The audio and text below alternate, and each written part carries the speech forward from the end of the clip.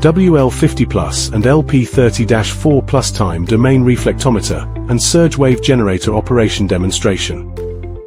1. Instrument and component introduction. WL50 main unit. LV impulse line.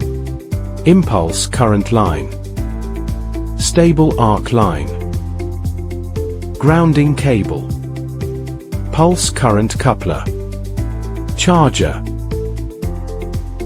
LP30-4 surge wave generator. HV output cable. Protective grounding cable. Discharge rod. Discharge rod grounding cable. Power cord. 2. Confirm test cable's information. Check and confirm the test cable is in offline state.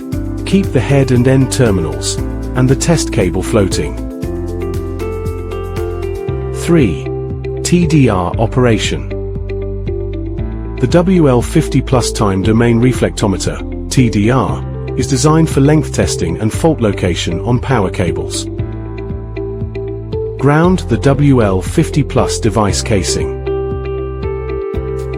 Connect the LV impulse line to the WL50 Plus main unit signal port. Connect the red clip to the cable wire core. Connect the black clip to the cable ground wire or another wire core. Press and hold the power button to turn on the device. Set the measurement range to 1.2 to 1.5 times the total length of the cable. Set wave velocity. 4 medium voltage cable. Choose XLPE cable. 172 ms. 4 low voltage cable. Choose PE, 200 ms. In system settings, adjust the gain via Gain Plus or Gain Dash.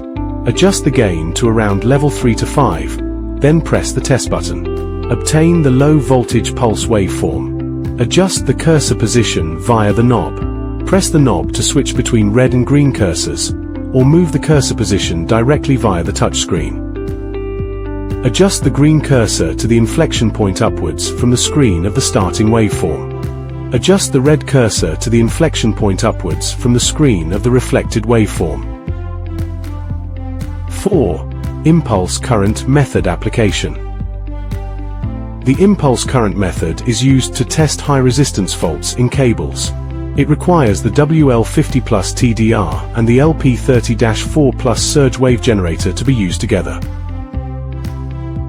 Use a ground wire to ground the non-test phase of the faulty cable. Keep the test phase floating. Connect one end of the LP30-4 Plus protection grounding wire to the protection grounding post, and the other end to system ground.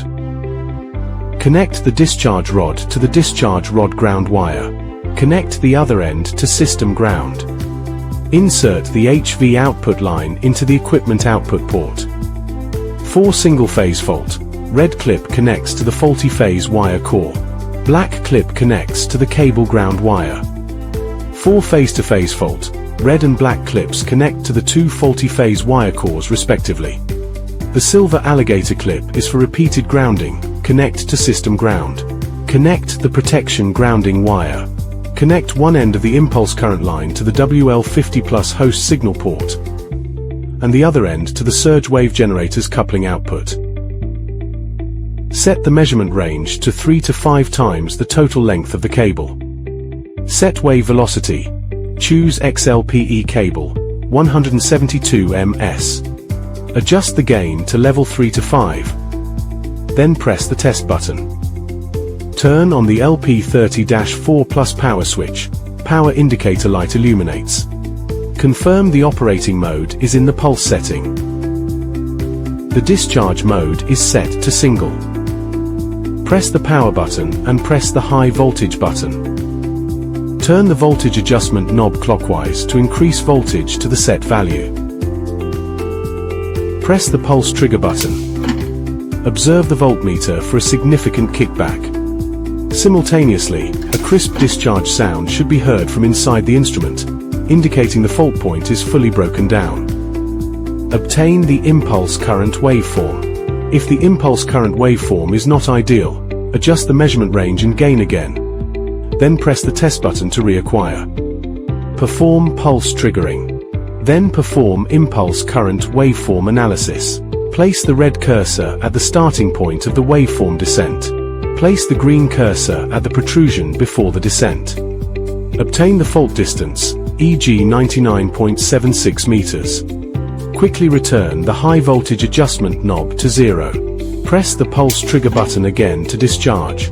Turn off the power switch and remove the power cable.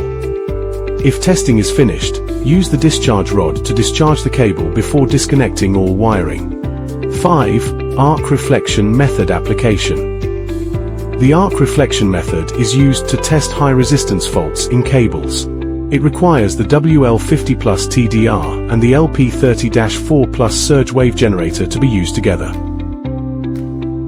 HV unit wiring is the same as the impulse current method.